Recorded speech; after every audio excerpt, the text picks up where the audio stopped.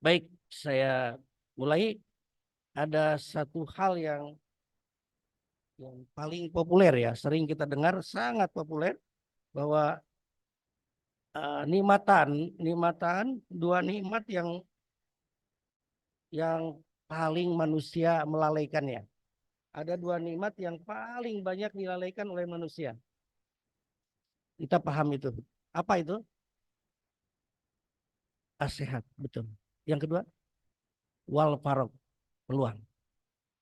Agar kita tidak dimasukkan lalai oleh Nabi, maka sebelum memulai, mari kita bersyukur tentang nikmat ini, nikmat sehat.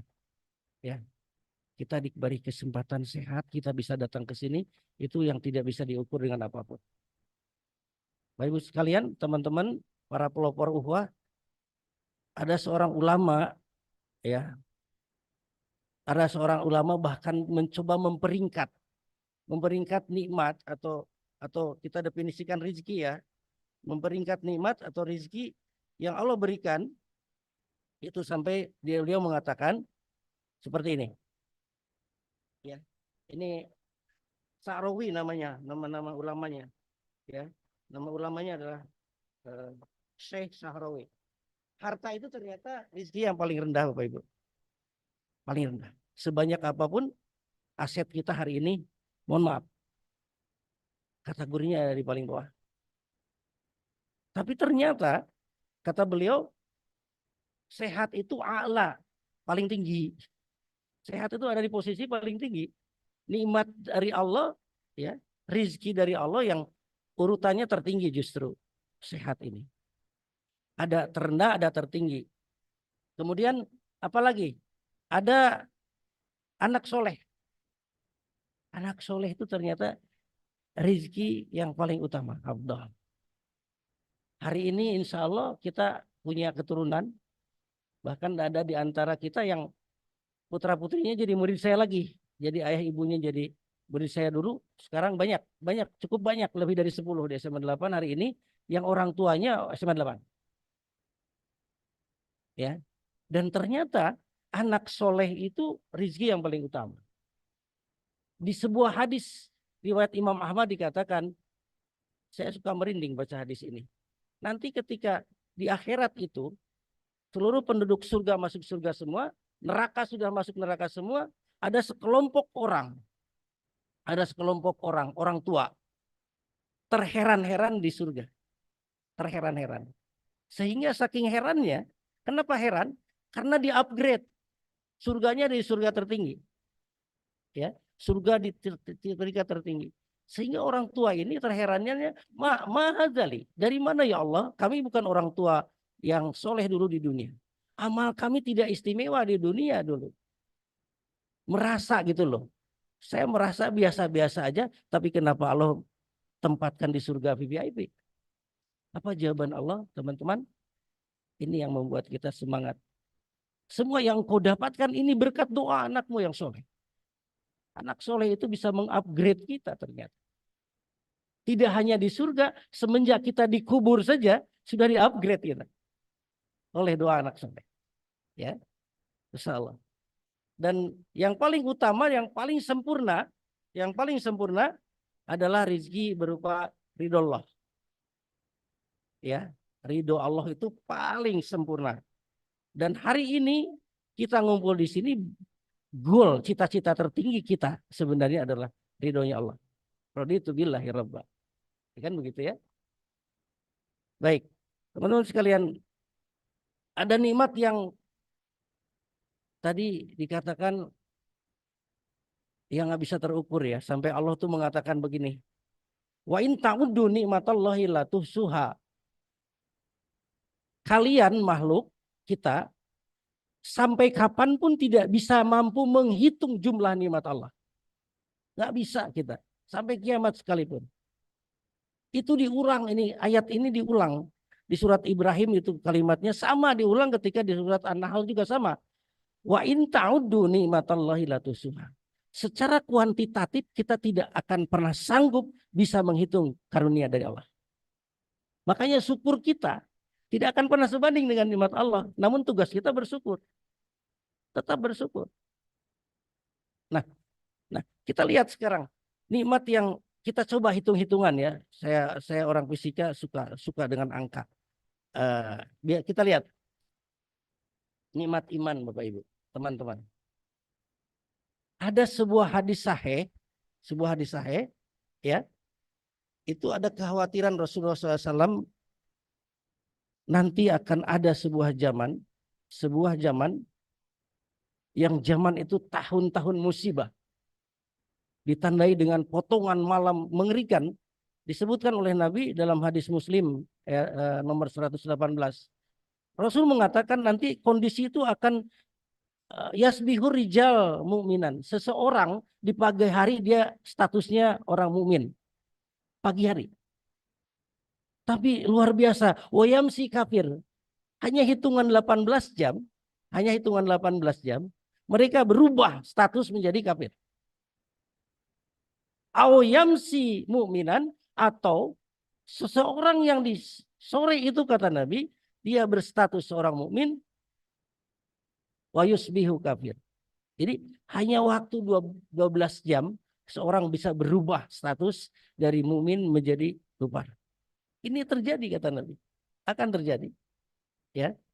Betapa murahnya iman ya. Betapa murahnya iman. Teman-teman sekalian, saya ingin coba berapa sih harga iman itu? Berapa harga iman yang masih bersemayam di dada kita? Kita lihat di surat Al-Imran 91. Ya. Innalladzina kafaru wa matuhum kufara.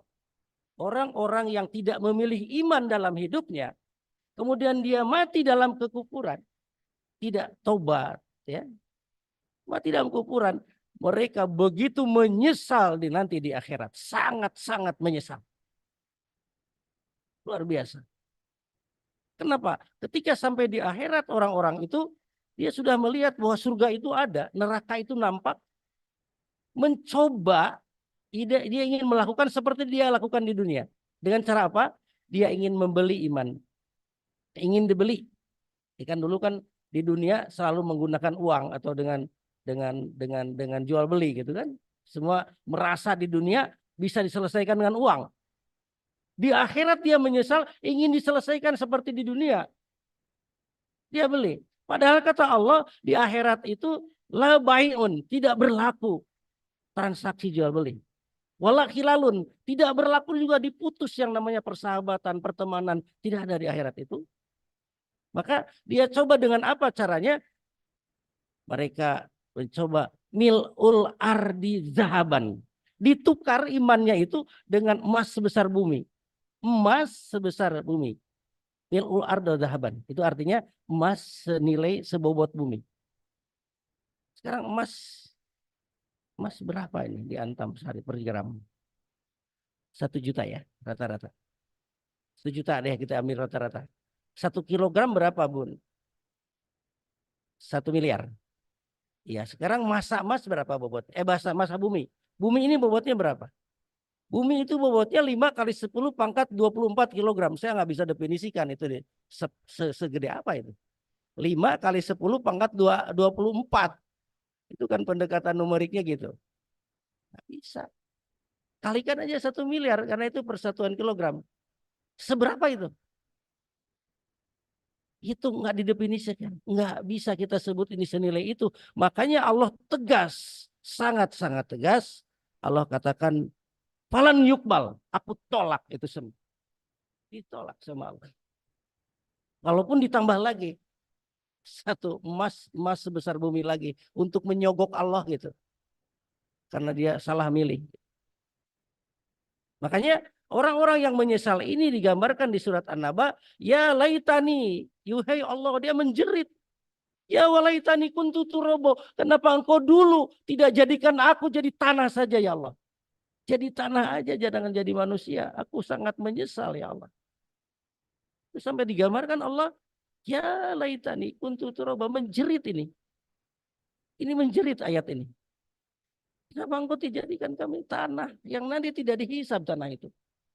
Nih ini saya ingin katakan. Mari kita bersyukur bahwa iman gitu masih di sini. Jangan sia-siakan. Jangan diobral. Mahal.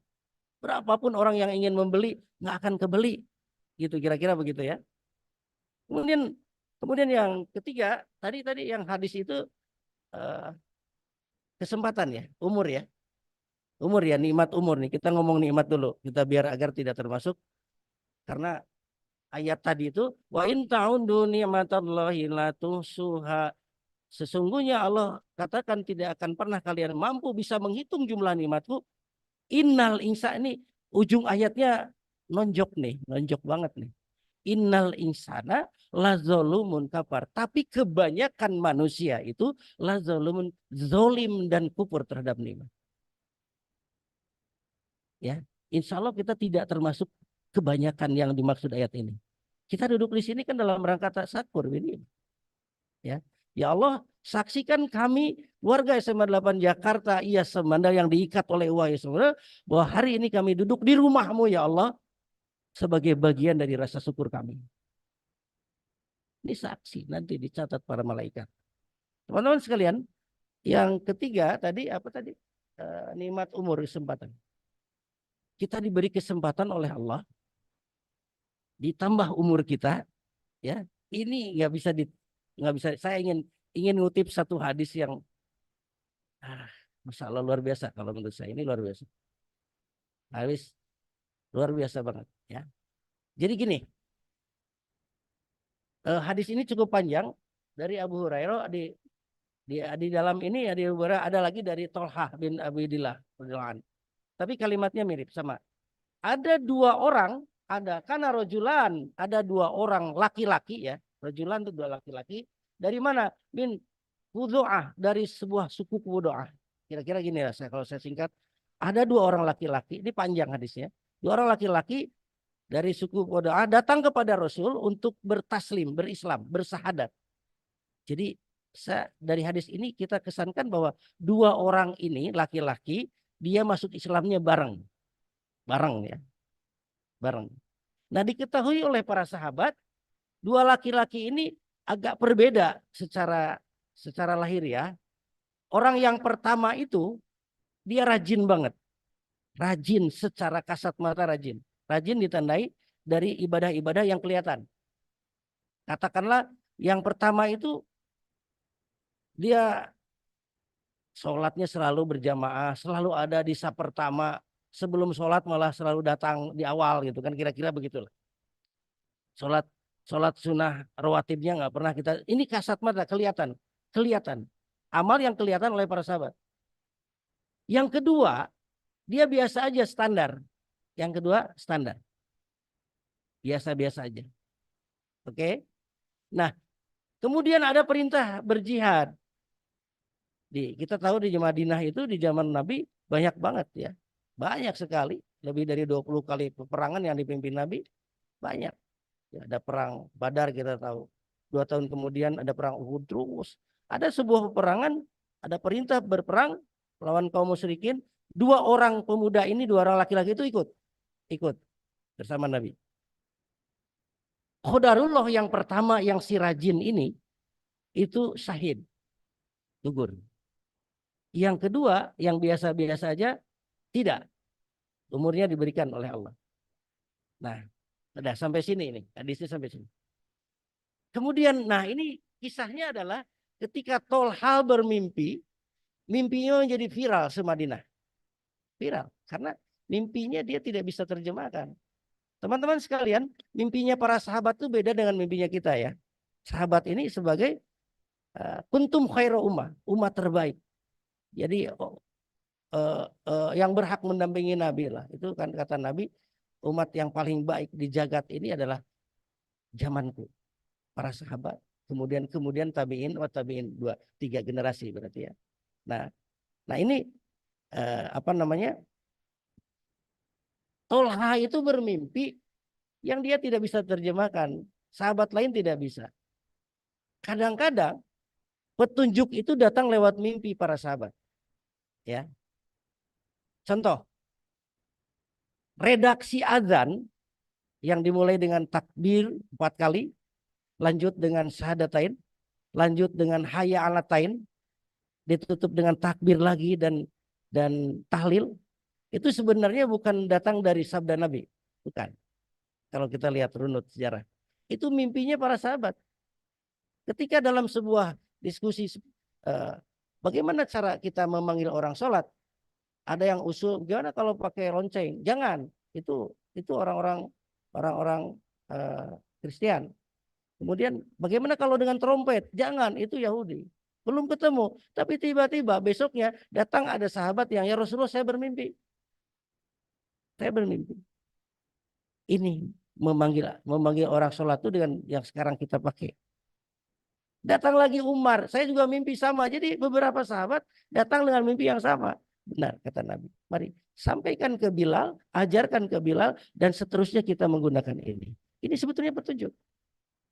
Jadi petunjuk itu terkadang lewat para sahabat. Ya.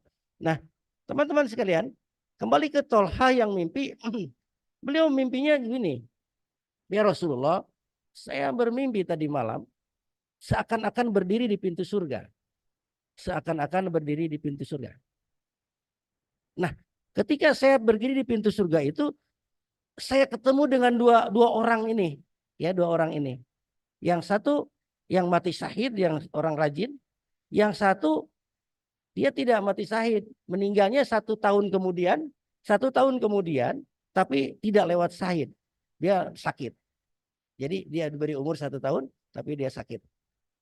Lewat sakit ya. Kemudian ternyata malaikat itu yang pertama dipanggil itu orang kedua ya Rasulullah. Orang kedua. Padahal pendapat kami, orang pertama itu sudah unggulnya secara kualitatif, orang pertama itu unggul ya Rasulullah. Menurut pandangan kami, dia syahid Rasulullah. Yang kedua dia rajin. Tapi mengapa orang kedua yang oleh malaikat panggil? Yang pertama. Jadi masuk surga itu tidak berdasarkan alfabet ya. Seperti kita absen dulu di sekolah. Kalau alfabet ya Mas Arif duluan. Mas Arif tadi ya. A depannya gitu ya. Masuk surga itu berdasarkan peringkat tertinggi dulu gitu ya. Yang paling tinggi dulu diambil. Kayak kita naik pesawat aja kan. Ya first class dulu kan. Baru bisnis, baru ekonomi kayak gitu. Nah, kenapa ya Rasulullah? Tidak lama kemudian baru orang pertama yang dipanggil ke surga, ke dalam surga.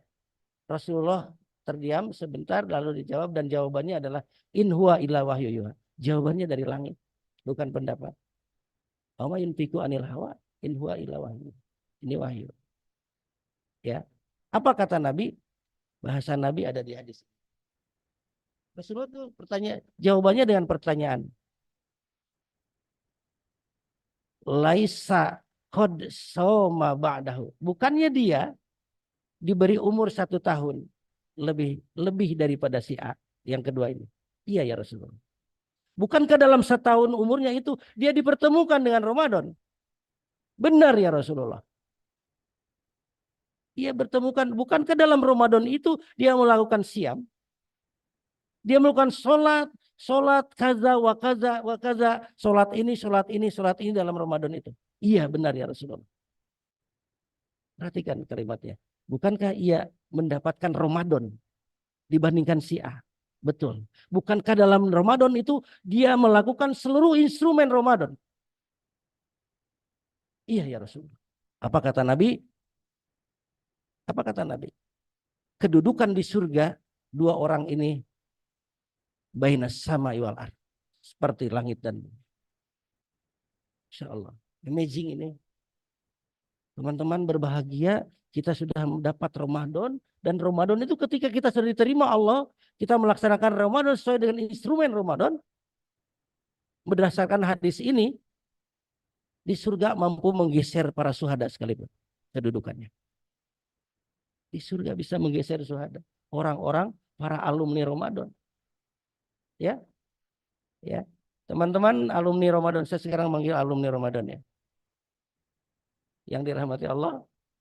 Saya ulangi, ketika apa syaratnya? Ternyata dia dapat Ramadan dengan segala instrumennya. Yang kedua, Ramadannya diterima. Diterima. Makanya doa ucapan kita yang paling utama setelah Ramadan itu taqabbalallahu minna wa minkum. Semoga Allah menerima amal ibadah kita. Kalau tidak diterima sia-sia. Itulah para sahabat Nabi itu sebagai orang-orang terbaik tadi untuk umat. 6 bulan sebelum Ramadan dia doanya kan dua. Satu, Allahumma salimni ila Ramadan. Sampaikan kami ke bulan Ramadan. Yang kedua, terima ibadah kami di dalam Ramadan. Ramadannya masih 6 bulan kemudian, doanya udah sampai langit. Itulah para sahabat.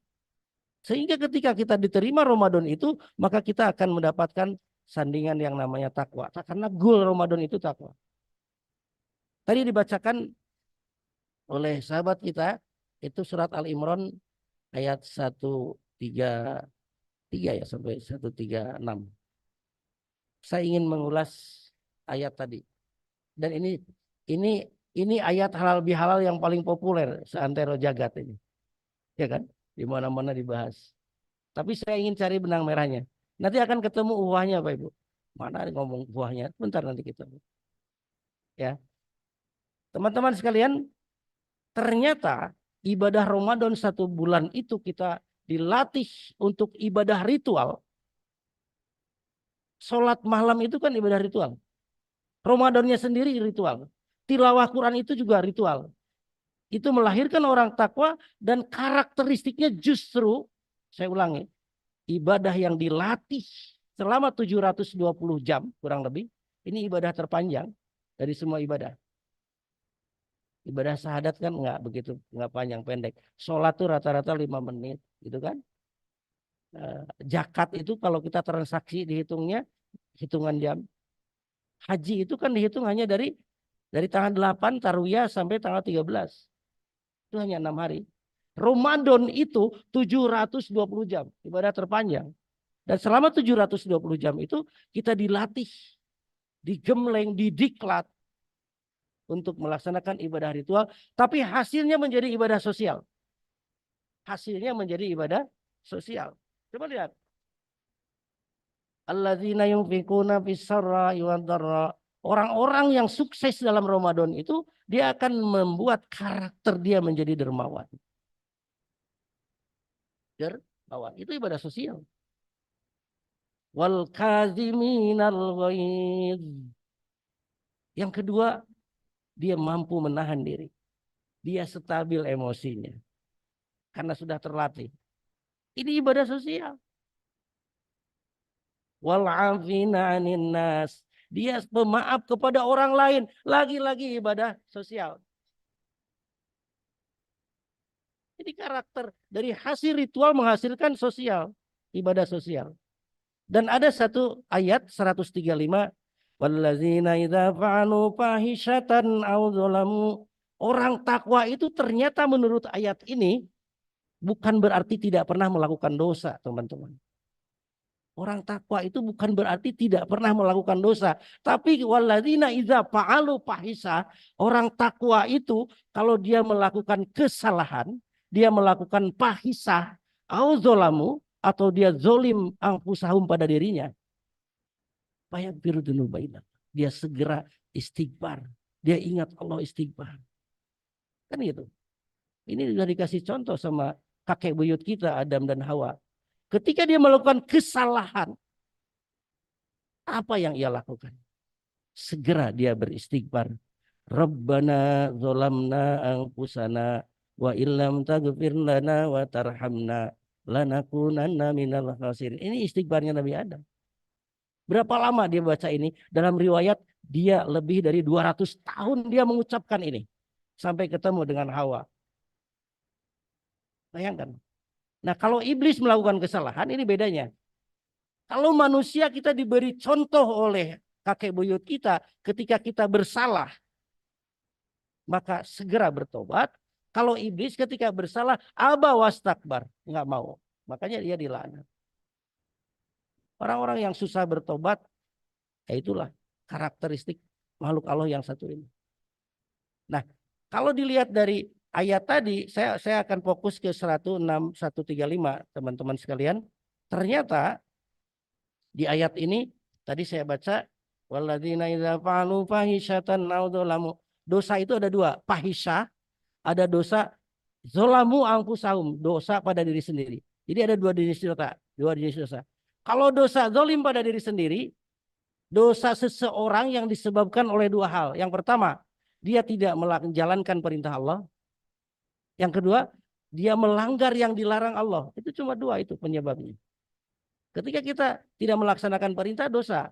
Ketika kita melanggar yang dilarang, itu dosa. Itu yang disebut dosa zolamu anfusahum, pada diri sendiri. Dan dosa ini yang rugi diri sendiri. Yang rugi diri sendiri. Tidak ada pihak lain yang dirugikan. Tapi dosa fahisha. Nah ini, fahisha dalam kalimat ini, dosa fahisha itu dosa yang dilakukan seseorang yang dirugikan punya diri sendiri, tapi orang lain ikut dirugikan. Orang lain ikut dirugikan. Itu dosa zolim pada orang lain. Ini yang disebut dengan dosa sosial. Ya. Nah, perbedaan yang paling mendasar dua dosa ini, lihat, kalau dolim terhadap diri sendiri, sebanyak apapun dosa kita, proses taubatnya sangat-sangat mudah. Hanya satu langkah, taubatan nasuha. Taubat yang sebenar-benarnya taubat. Sebanyak apapun, pasti Allah jamin akan diampuni semuanya. Karena dampaknya untuk diri sendiri. Tapi dosa fahisha nggak bisa. Dosa fahisha itu proses taubatnya sangat, ya tidak cukup. Tidak cukup taubat nasuha. Tapi taubatnya ditambah harus islah kepada manusia. Nggak bisa begini. Ya Allah, tadi pagi saya dolim pada si fulan. Saya bertobat padamu, saya sholat malam, saya sujud, saya nangis. Saya telah dolim kepada si fulan. Saya telah menyakiti pada si fulan. Nggak bisa, kata Allah.